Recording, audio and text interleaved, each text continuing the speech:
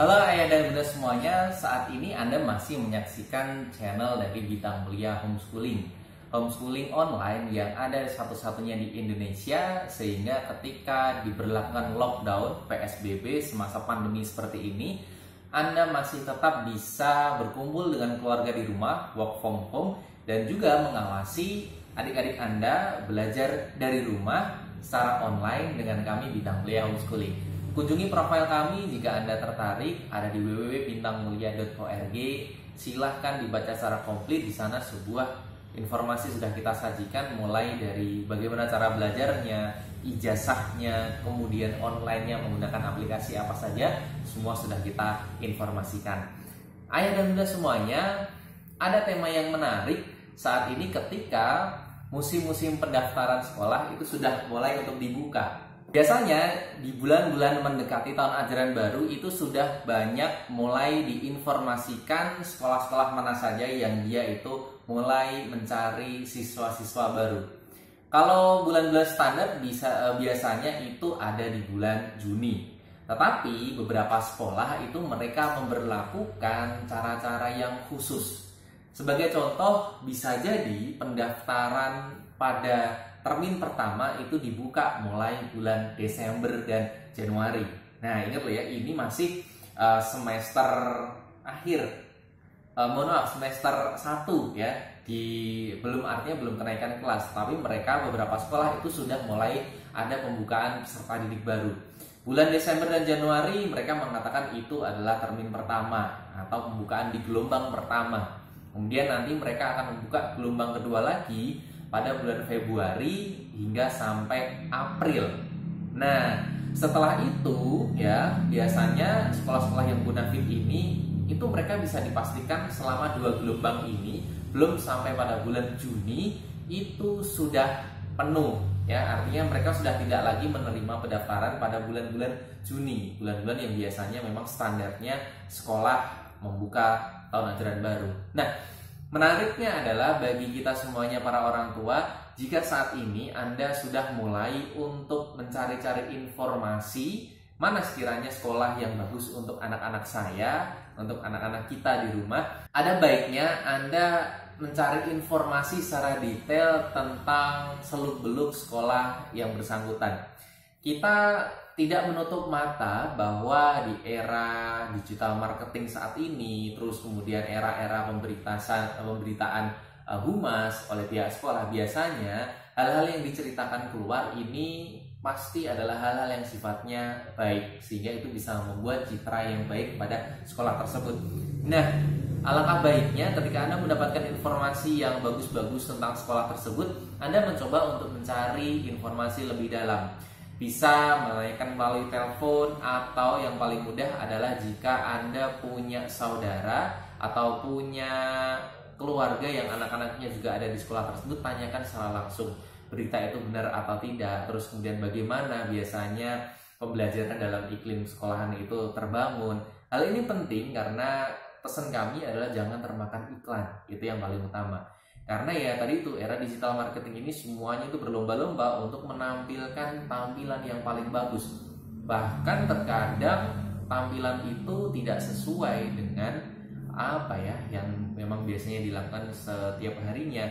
Ini biasanya dilakukan untuk mendapatkan tuntutan penuh siswa secara pendaftaran. Nah, hati-hati bagi Anda semuanya para orang tua, lebih baik cari betul-betul informasi mengenai sekolah tersebut. Nah, jika Anda, karena gini, ada orang tua yang tipe-tipenya itu adalah kepingin mengeksplorasi bakat dan minat anak-anaknya.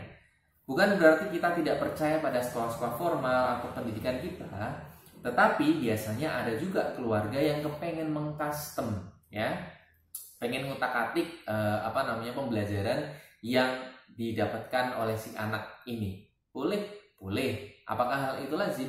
Sesuai dengan undang-undang dan juga peraturan menteri, Anda semuanya bisa mencari nanti, itu sebetulnya semuanya lazim. Di Indonesia, jenis pendidikan ini ada pendidikan formal, pendidikan informal, dan juga pendidikan non-formal. Pendidikan formal ini adalah pendidikan yang ada di lingkungan kita, sekolah-sekolah pada umumnya. Ini adalah sekolah-sekolah formal, pendidikan formal, kan begitu. Ini bisa mendapatkan ijazah seperti orang-orang tua kita biasanya. Kemudian ada yang kedua adalah pendidikan non formal. Pendidikan non formal ini adalah pendidikan alternatif yang biasanya ada di kanan kiri kita. Contoh misal kita ini adalah homeschooling, itu salah satunya adalah termasuk pendidikan non formal. Dia mendapatkan ijazah, tetapi ijazahnya ini adalah paket.